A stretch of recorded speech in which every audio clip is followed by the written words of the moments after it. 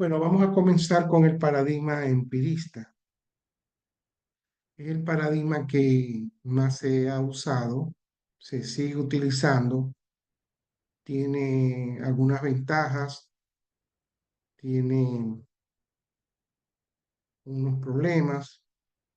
Vamos a ver cuáles son las categorías y los conceptos más importantes de este paradigma.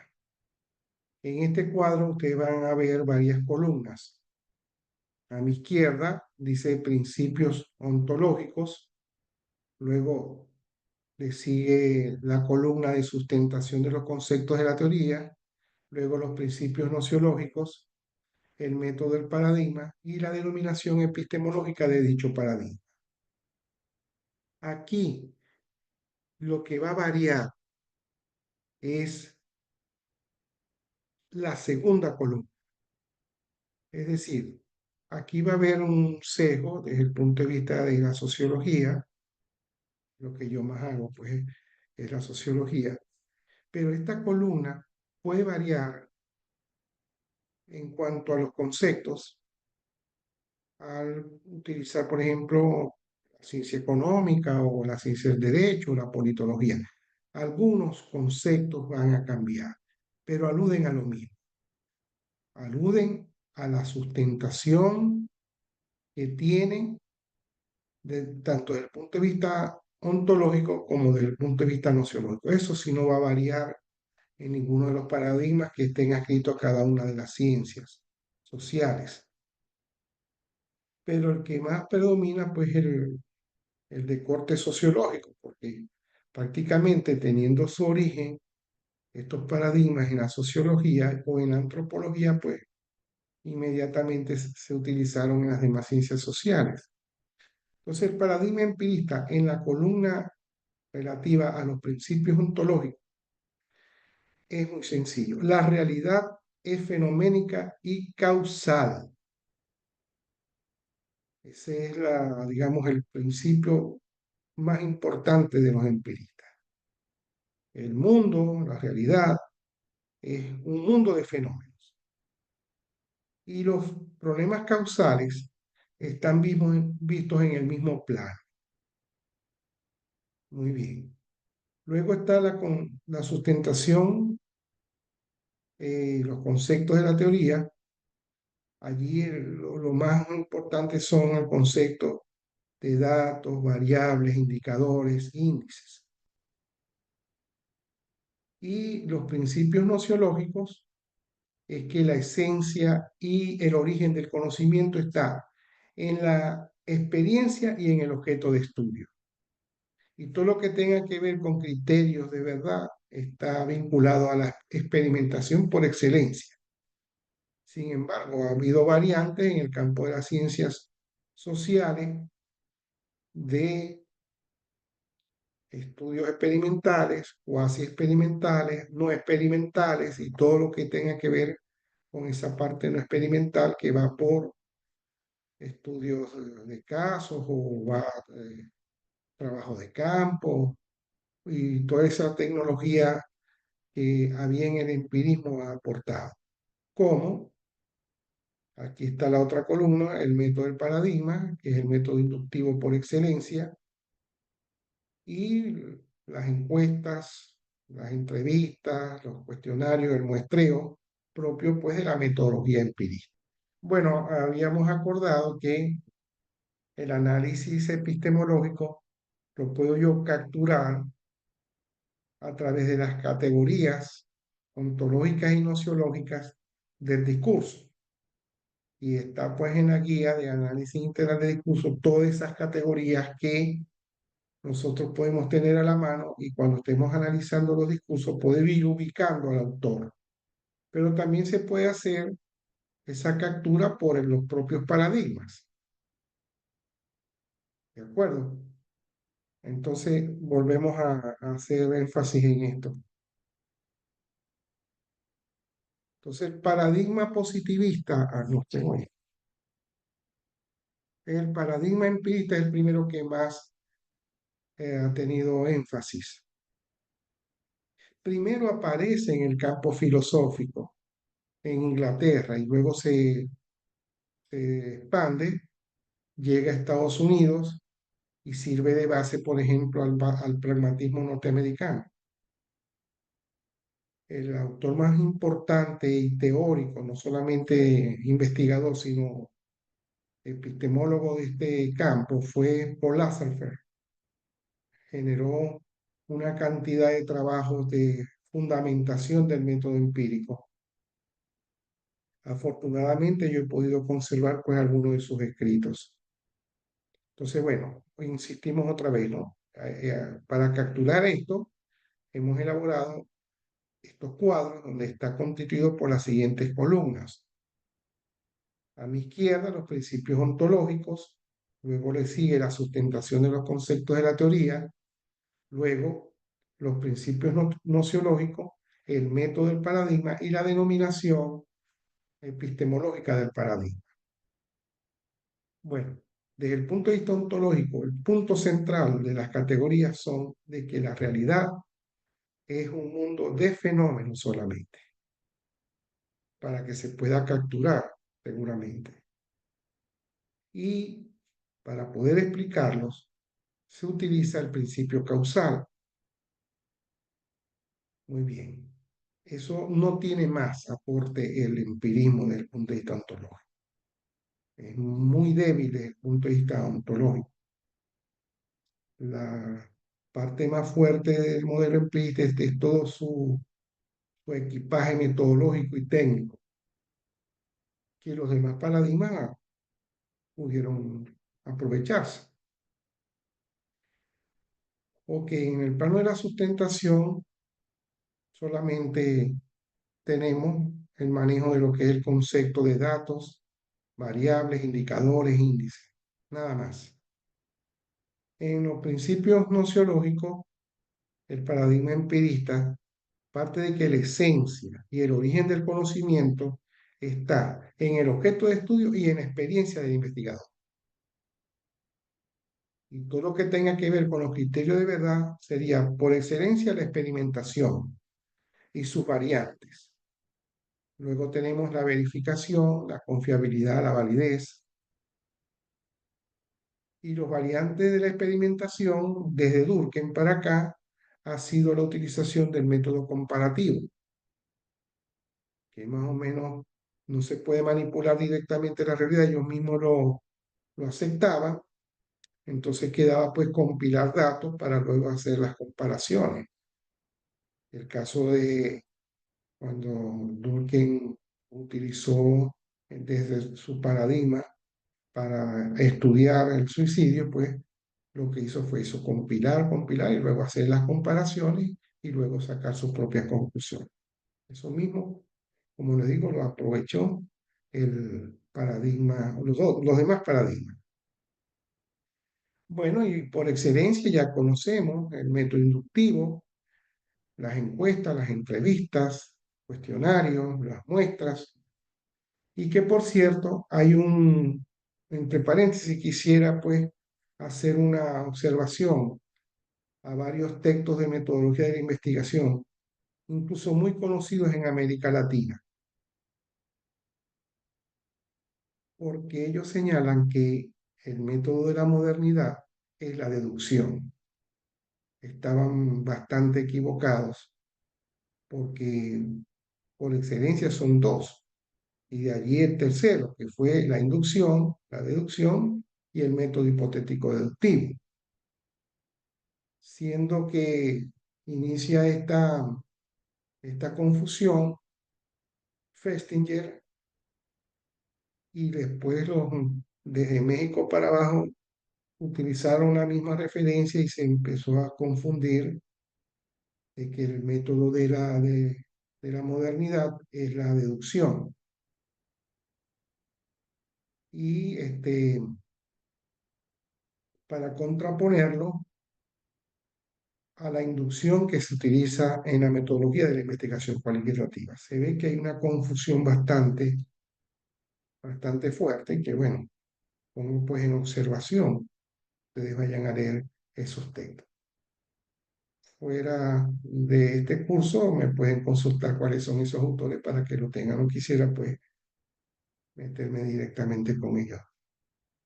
Ok. Y la denominación es empirista, porque sigue siendo pues la, la base de la esencia y de la origen del conocimiento, la experiencia. Y esto es muy importante porque cuando yo sé que tiene una denominación empirista, por ejemplo, cuando yo vaya a meterme en sociología, puedo detectar inmediatamente por todos estos conceptos que es empirista. Pero también en el campo de la gerencia, cuando uno estudia el texto de Frederick Taylor, el creador de la administración científica, podrá darse cuenta cómo manejó todos estos principios para poder hacer su planteamiento. Igual pasa con antropología. Cuando Bronislaw Malinowski aborda el estudio de las culturas, específicamente de la isla Trovilán, él utiliza el empirismo. Muy bien, ahora vamos al positivismo. El autor más importante del positivismo es Augusto Comte, seguido pues de Emilio Durkheim, quien hizo la fundamentación completa del paradigma empirista en este texto muy conocido, Las reglas del método sociológico, como lo habíamos señalado anteriormente. Bueno, aquí está la misma conformación de la columna y veamos pues los principios ontológicos. En una primera lectura, el principio ontológico es el mismo del empirismo. La realidad es un conjunto de fenómenos y se explican causalmente. Se apoya en la estadística y en una versión más amplia y más cuidadosa del análisis del positivismo es que ellos utilizan el holismo y el determinismo causal. El planteamiento del positivismo es holístico.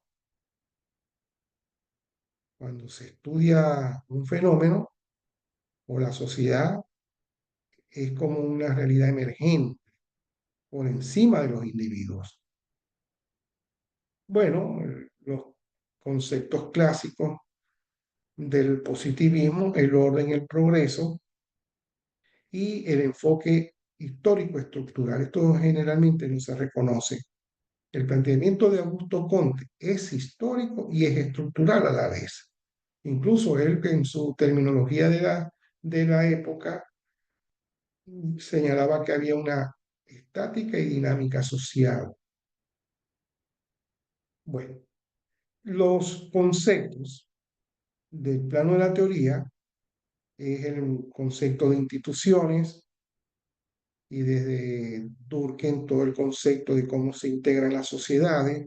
Él habla de sociedad mecánica, de sociedad orgánica y se habla también de la evolución que ha tenido la sociedad en términos teológicos, metafísicos y positivistas, siendo este el máximo desarrollo de la humanidad.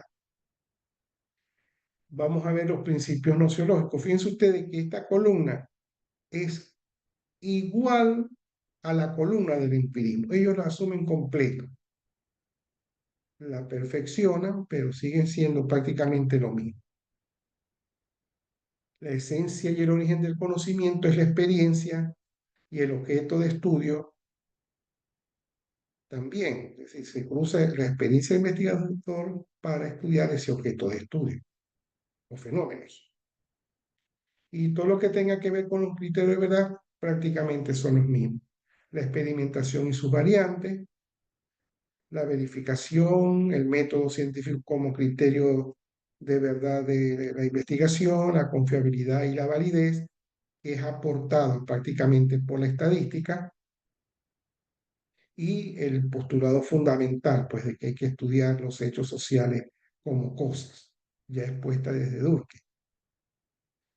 Y en la columna del método es el mismo, método inductivo, encuestas, entrevistas, cuestionarios, muestreo, el método comparativo, el método de variaciones concomitantes, que fue la base después, cuando se arma la estadística, se retoma ese concepto. El concepto de correlación está vinculado a este método de variaciones concomitantes, que fue el que el empirismo logró fundamentar inicialmente con la tecnología que tenían a mano. Pero la variación concomitante es explicar que a medida que un fenómeno crece, hay otro que le antecede en el tiempo y en el espacio que también está creciendo, con lo cual llegan a la conclusión de que uno es la causa del otro. ¿Cuál es la denominación epistemológica del positivismo? Empirismo también, porque esa es la base, que el origen, repito, y la esencia del conocimiento está en la experiencia. El empirismo viene de la denominación de la experiencia del ser. Ok, luego aparece Profesor, el... disculpe que lo interrumpa allí. Dada Diga, tanta similitud, ¿en dónde reside la diferencia? Porque existe empirismo y la- positivismo y no es una sola cosa. sí, la diferencia está a nivel o, que aumentan todo lo que es lo ontológico. Aquí está, que aparte de que la realidad es un fenómeno, ellos van ampliando el concepto del holismo, de la historia, de las estructuras, porque para el positivismo, pues, la realidad es una realidad emergente por encima de los individuos y que los problemas más que individuales son problemas sociales. Y él lo demostró en el texto El suicidio y también un trabajo de su madurez, que fue el estudio de las religiones en las sociedades primitivas. Ahí es donde está la diferencia. El nivel ontológico creció, el nivel de la sustentación teórica creció. O sea, el positivismo tiene sus características propias. ¿De acuerdo? Esa es la gran diferencia. La parte metodológica es la que es igual desde ese punto de vista. Pero las categorías y los conceptos para explicar la realidad aumentaron. Por eso es que todo tuvo una autonomía el positivismo respecto al empirismo. De acuerdo, Muy bien. Ahora aparece el paradigma funcionalista. Es un avance porque primero hubo una discusión bastante fuerte, sobre todo en antropología, cuando Bronislaw Malinowski discutió de que no necesariamente para entender una realidad habría que recurrir a la evolución histórica. Ahí es donde empieza a aparecer articulado el concepto de estructura, no del estructuralismo, que es otra cosa, un paradigma distinto. No, aquí se fundamenta más el concepto de estructura social. Bueno, entonces en la columna de los principios ontológicos, la realidad es estudiada en su totalidad de manera sincrónica y por lo tanto son holísticos y en conclusión son enfoques estructurales, no históricos sino estructurales, para indicar que desde la misma realidad se va estructurando y desde allí se captura para poder entenderla. Y los conceptos de la sustentación tienen que ver con las instituciones, con el estatus, con el rol, con las funciones y necesidades manifiestas y latentes. Pues ahí es donde aparece un poco lo distinto ya con respecto al positivismo. Hay una profundización. Ellos utilizaron la metáfora holística proveniente del campo biológico, de los seres vivos biológicos, de los vegetales. Ellos asumen de que así como la naturaleza crece, así crece la misma sociedad. Y en la parte de los principios nociológicos, fíjense ustedes, que es la misma del positivismo en cuanto que la esencia Y el origen del conocimiento es la experiencia y el objeto de estudio. Cuando Malinowski va para esas islas a estudiar esas culturas, lo que hace es el empirismo, moviliza todo el aporte del paradigma empirista, es decir, la experiencia, el objeto de estudio, las variables, los indicadores, ¿de acuerdo? El método comparativo. Malinowski habló muy bien de cómo se hacía el método comparativo, sobre todo porque el alcance explicativo del funcionalismo, lo mismo que va a pasar con la investigación cualitativa, es de corto alcance.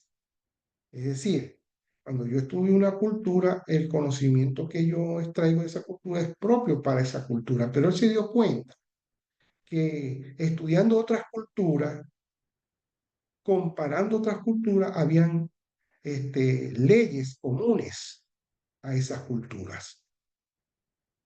Y la denominación epistemológica del funcionalismo es el empirismo.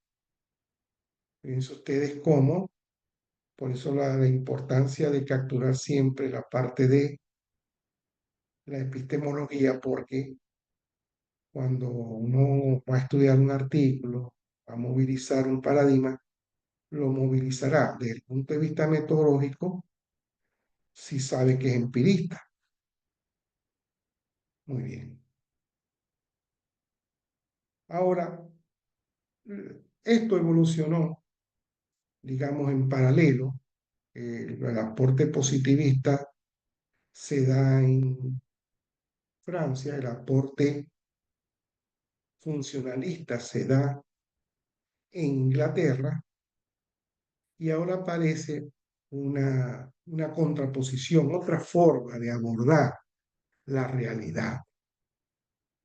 Y aparece el paradigma socio-racionalista. Yo lo pongo así porque no tiene otra denominación de lo que he leído, pero mi conclusión es un paradigma que yo llamo socio-racionalista porque es el aporte de Max Weber. Entonces, miren cómo se va a cambiar los parámetros de construcción del conocimiento. Fíjense ustedes que los principios ontológicos, la realidad es ideal, el punto central es la teoría de la acción y moviliza la historia y la estructura. Max Weber tiene aportes del entendimiento de la sociedad desde el punto de vista histórico y también desde el punto de vista estructural. Desde el punto de vista histórico, cuando en uno de sus libros demuestra que el origen del capitalismo, ¿ve?, está en el protestantismo. Y ya hizo toda una consideración de carácter histórico, pero también de carácter estructural. Muy bien. Y en la parte de los conceptos de la teoría están los tipos de acción social, los tipos de relación social. Los puntos fuertes de este paradigma son las categorías poder, dominación, burocracia. Y aquí empieza a haber una variación en la parte nociológica y del método, porque sostiene que la esencia y el origen del conocimiento está en el sujeto, está en el razonamiento, está en la comprensión, y el método del paradigma es la deducción. Él acuñó de que para comprender la realidad había que elaborar tipos ideales de la realidad, y de hecho lo hace en su libro Economía y Sociedad. Y la denominación epistemológica es racionalista. Fíjense ustedes que ya hay una separación. Empirismo, positivismo, funcionalista frente a el aporte de Max Weber, que yo lo llamo socio-racionalista. Muy bien. En la misma orientación va a aparecer el paradigma estructural funcionalismo, cuyo epicentro es en Estados Unidos, cuyo epicentro está en Harvard y lo encabezó Talcott Parsons, y que una vez que aparece el libro de él que se llamó El sistema social, eso impactó en todas las ciencias sociales. Él hizo un esfuerzo racionalista para construir un modelo de comprensión de la realidad. Bueno, lo acompaña un poco Robert Merton, que está a mi izquierda. Sin embargo, pueden ser ubicados en el paradigma estructural funcionalista, pero no es la misma orientación. El aporte de Robert Merton, más que estructural funcionalista, es neofuncionalista, que son dos cosas distintas. Pero bueno, la gente lo ubica indistintamente en el mismo, como estructural funcionalista. ¿Y cuáles son las categorías? Bueno, aquí vemos, ¿no? Como los principios ontológicos es la categoría de sistema. Cuando él hace su aporte en 1950 con el libro El sistema social, ya estaba rondando por allí el método y la teoría de sistemas, la teoría general de sistemas de Bertalanffy, que la veremos más adelante. Pero bueno, esa era la tendencia de investigación de las ciencias sociales, superar la vía de los paradigmas anteriores, la fenomenología, el fenomenismo más bien, o la acción, pero ahora visto como sistema. Y en ese sentido, acompañado de la categoría de sistema, aparece el concepto de equilibrio e interrelación entre los sistemas.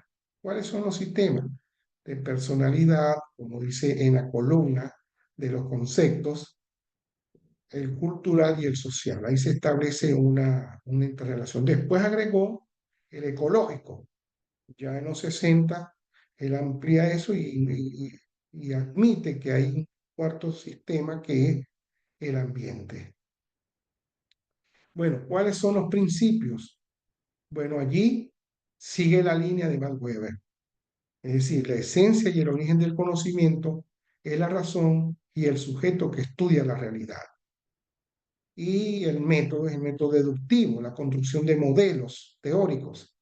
Y la base allí es la teoría de la argumentación.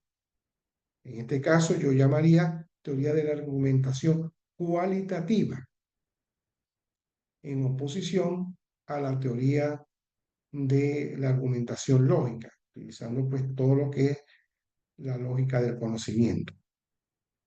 Y la denominación de carácter epistemológico es que es racionalista. Entonces ya tenemos, digamos, una pequeña división, ¿no? Empirismo, positivismo, funcionalismo son empiristas. Y el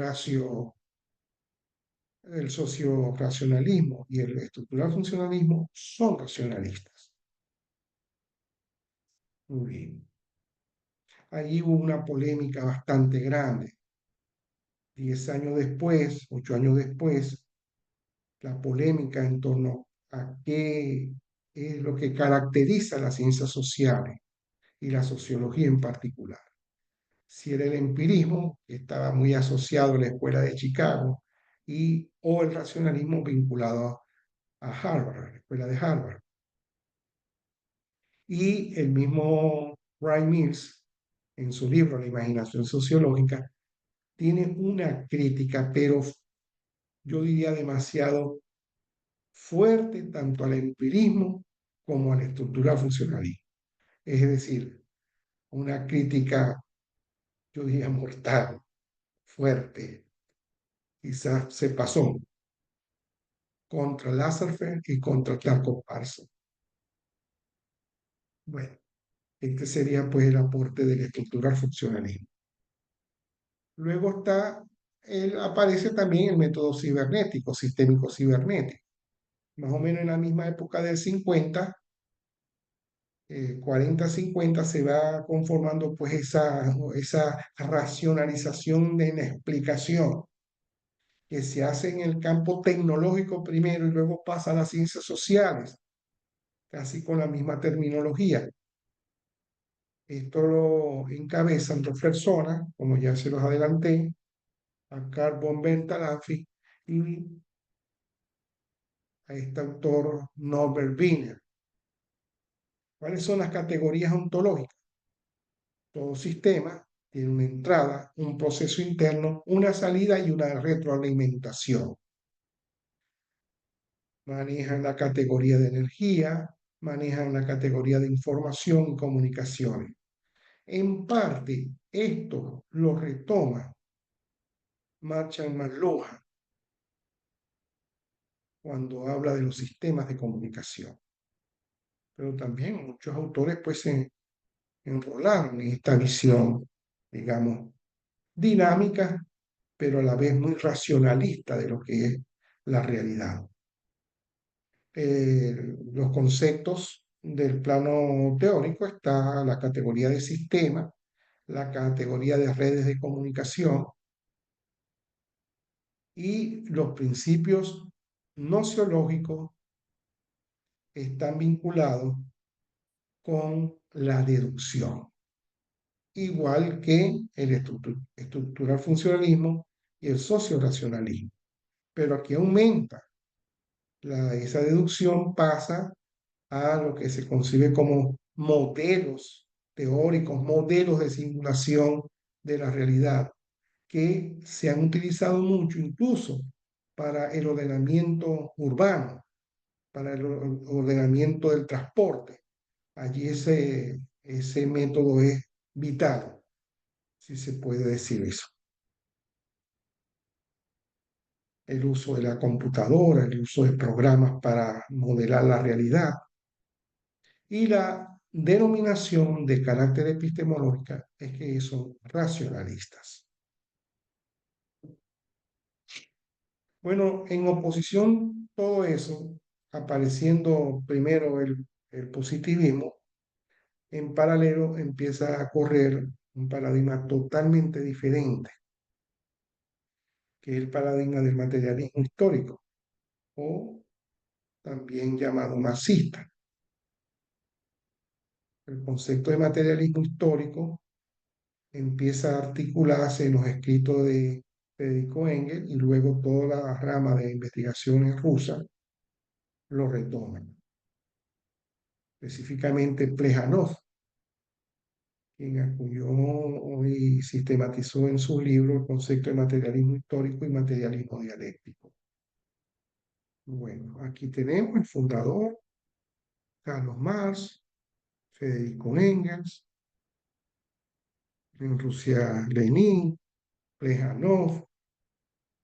Muy bien, aquí está el cuadro de epistemológico. Entonces, las categorías ontológicas del materialismo histórico está vinculado a sistemas históricos, a la dialéctica, a la contradicción.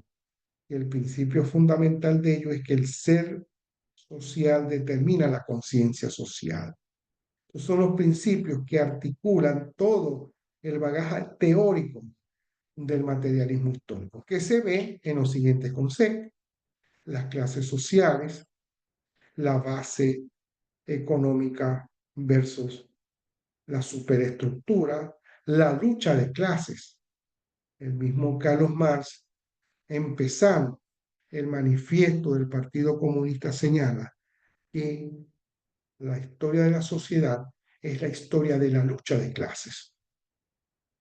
Aunque algunos autores que han estudiado pues la historia de estos paradigmas señalan que este fue un rasgo característica del pensamiento crítico que arranca en Hobbes.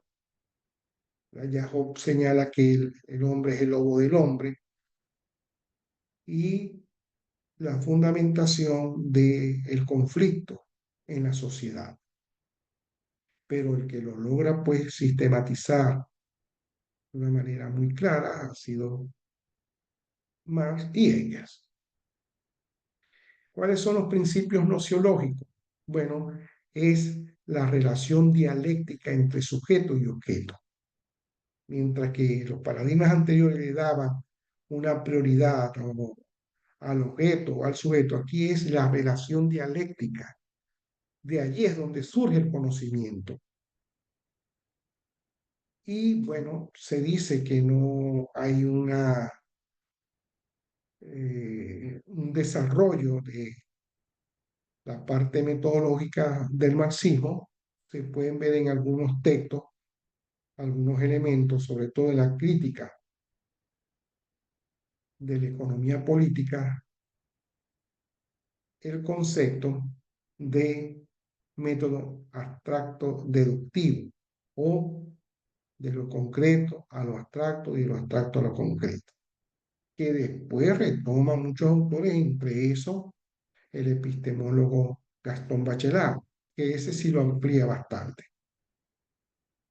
Entonces hay muy pocos escritos de los autores originales de cuál es el método de las ciencias sociales.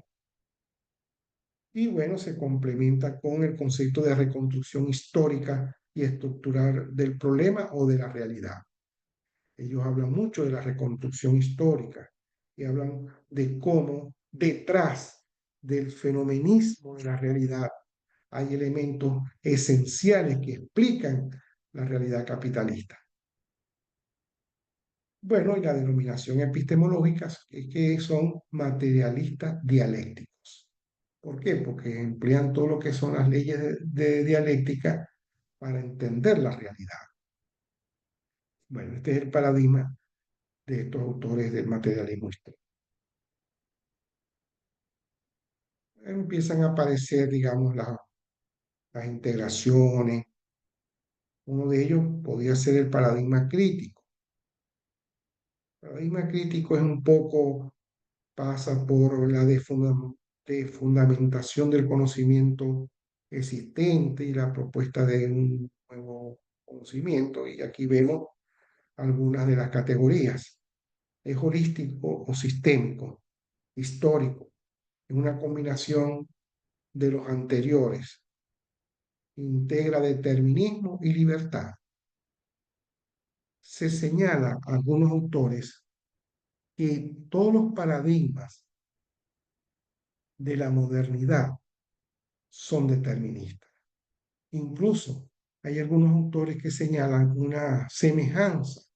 Yo me quedé asombrado cuando leí esos textos entre positivismo y marxismo, precisamente por ese carácter de que hay leyes inexorables que se imponen al hombre, al ser humano.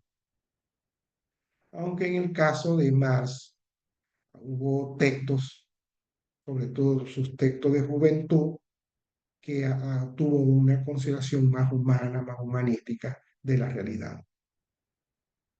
Bueno, los conceptos de la sustentación teórica es el concepto de crisis del orden existente, es decir, toman parte de lo que es el materialismo histórico porque admiten la crisis como paradigma crítico y tiene su epicentro, este paradigma crítico, en la Escuela de Frankfurt, Teodoro Adorno, Marcuse. El método del paradigma es el método variante, aunque unos autores específicamente de la Escuela de Frankfurt pues tienen un sesgo hacia el materialismo histórico, materialismo dialéctico. Y la denominación del paradigma crítico es racionalista y empirista. Es decir, una fusión pues, que aparece en eso. Vamos a ver un poco lo que es común al paradigma de carácter cualitativo. Cuando nosotros anteponemos el paradigma moderno, el paradigma posmoderno, es una cuestión de acercamiento a una realidad. pero hubo planteamientos teóricos que estuvieron en paralelo al desarrollo de la modernidad, pero que no tuvieron cabida institucional. Tenían una posición residual, secundaria, en el desarrollo de la investigación institucional. El caso más evidente, pues el interaccionismo simbólico, que ya desde la década del 30, ya Brunner ya tenía pues en las manos el planteamiento del interaccionismo simbólico. Bueno, los paradigmas más reconocidos son la fenomenología de Alfred Schur, que es una aplicación y ampliación de la fenomenología de Husserl en el campo filosófico. Tengo entendido que Schur fue alumno de Husserl y tenemos el interaccionismo simbólico, la etnometodología y la teoría fundamentada. Esto está muy vinculado. Primero, porque tienen como base el pragmatismo norteamericano.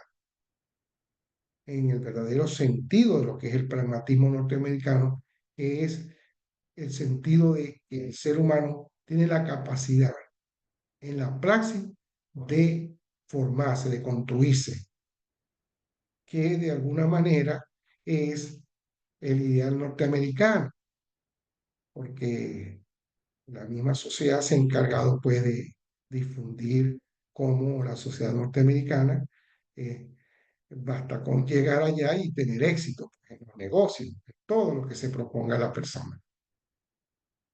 Muy bien, entonces estos paradigmas tienen mucha cabida en las universidades norteamericanas y según Jeffrey Alexander, un gran teórico de la sociología norteamericana, llega a decir que estos son unas reacciones al paradigma estructural funcionalista. Pues como una vez que Parsons se hace rey pues, del planteamiento estructural funcionalismo, muchos autores vieron una debilidad teórica y metodológica del planteamiento de Parsons, entonces aparecen pues estos paradigmas en contraposición. Bueno, tenemos las historias de vida como paradigma, no solamente como método, sino como paradigma. La hermenéutica, que tiene su epicentro en Alemania, que empieza a ser sistematizada por Wilhelm Dilthey en el siglo XIX. Ya había otro autor que empezó pues a retomar la hermenéutica haciendo los análisis pues, de los textos religiosos. La semiología tiene su epicentro pues en Francia, cuando nosotros vimos a partir de los aportes en la lingüística de Fernando Saussure, y de allí pues toda una concepción sistémico del lenguaje hasta que fue apareciendo pues sistemáticamente para el estudio de la sociología, de la antropología, etcétera. La semiología, en pocas palabras, es el estudio de los signos como elemento esencial del hombre. Y la hermenéutica, pues, referida siempre al estudio de los textos originales, tanto bíblicos, legales y después filosóficos y después sociológicos, sociales. Bueno, y otros paradigmas que seguramente se van a articular. ¿Qué es lo común a nivel ontológico de estos paradigmas? Bueno, centrado en la subjetividad, en el ser humano y en sus vínculos. Luego el concepto de totalidad, de holismo y el tratamiento del fenómeno hasta llegar a su esencia, aplicando la hermenéutica y la semiología y las tres categorías importantes de estos paradigmas, que es la conciencia, muy de herencia de la fenomenología de Husserl, la intencionalidad y la intersubjetividad, pues, donde se articula y se construye la sociedad. Luego de estos planteamientos, ya lo he señalado anteriormente, aparecen los modelos mixtos, como el caso de Anthony Giddens sobre la teoría de la reconstrucción y construcción de la realidad. ¿Y cuáles son los aspectos comunes de la nociología? Bueno, el concepto de que la metodología es la reconstrucción de una realidad, sea de una comunidad o sea de una cultura. Es decir, armar el rompecabezas de lo que es una realidad, hasta tener sus bases, sus leyes, sus instituciones. Se utiliza como método la hermenéutica y la semiología, y los criterios de verdad son comunes a todos estos paradigmas como la credibilidad, la verosimilitud, la triangulación y la saturación, como criterios de verdad que se anteponen a los criterios del empirismo, que siempre fueron los criterios de medición, el método objetivo, etcétera, etcétera. Muy bien. Luego aparece el método integral, paradigma integral. Sí hay paradigmas integrales. Uno de ellos es el que acabo de señalar, el de Anthony Giddens. También ha aparecido en Italia un investigador, un sociólogo que se llama Pierpaolo Donati, que ha hecho también un aporte para generar un paradigma integral.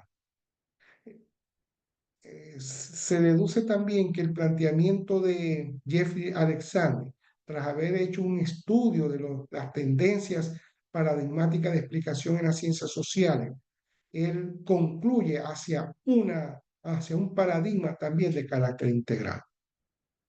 Bueno, aquí están las categorías, ¿verdad? Asume las categorías del planteamiento crítico y propone nuevas categorías, y el salto pues cualitativo que da en el conocimiento, como lo expliqué ayer, la propuesta de nuevo conocimiento por continuidad, por complementariedad, por integración de perspectiva o por ruptura. Elementos de la sustentación, la crisis del orden existente, porque lo retoma del paradigma crítico, y la reelaboración de los conceptos de la realidad. Como principios nociológicos tenemos la relación dinámica y dialéctica entre sujeto y objeto, y la parte metodológica es la utilización de multimétodos para explicar la realidad. Yo me acuerdo, y esto es bueno traerlo a colación, yo hice un curso de sociología cualitativa, más o menos como en 1987, porque invitaron a un director de una escuela de sociología de Francia para venirnos a relatar en qué consistía la metodología cualitativa. Eso en ese momento era un asombro, pues, nos estábamos desayunando con esos planteamientos. Y yo me acuerdo que él solamente hablaba francés, estaba una traductora, una colega que le tradujo pues su conferencia, su curso, y él dice que estaba haciendo una investigación de cuál era el perfil cultural que se manifestaba en los cementerios de Francia, y dijo que comenzó haciendo un muestreo estadístico y probabilístico, y dijo en qué términos. Cuando lo traduce la profesora, inmediatamente un profesor que estaba asistiendo a ese curso pidió la palabra inmediatamente porque estaba asombrado de que la primera parte estaba relacionada con un despliegue cuantitativo. Entonces viene él y señala que si ve que el método cuantitativo le produce una utilidad importante para su investigación, ¿cómo no lo podría utilizar? Y dice, ustedes no saben cuántos cementerios hay en Francia y cuántos están enterrados en cada cementerio. Entonces, bueno, utilizar pues un multimétodo en este caso para la investigación. Por eso que siempre los investigadores más avanzados señalan que el paradigma correcto es el integral, porque tú puedes tener allí combinaciones o fusiones. Y puedo recomendar un libro que hizo el doctor Alexis Romero, me acuerdo, donde él explicaba cómo se podían combinar el método cuantitativo y el cualitativo. Me gustaría volverlo a tener ese libro porque, bueno, no me lo pude traer para acá, para España. Muy bien. Entonces, este es el rango, las categorías esenciales de los paradigmas de investigación, tanto en la modernidad como en la posmodernidad, y la posibilidad de hacer paradigmas críticos y la posibilidad de hacer paradigmas integrales. Esto sería pues la, la síntesis de lo que es esto. La idea es la misma que la guía anterior de análisis integral. Una vez que tú empieces a analizar el discurso, un artículo, un libro, en el mismo resumen, en el mismo índice, en la misma introducción, ya empieza a colarse todos esos principios. Entonces tú, si puedes ubicarlo, bien sea por las categorías puras que señalé en la guía, o bien sea por la vía del paradigma, ya sabes entonces la trayectoria que va a tener esa investigación. Ya va. Y por lo tanto podrás encontrar cuánto avanza o cuánto retrocede o cuánto está en contradicción. Adelante.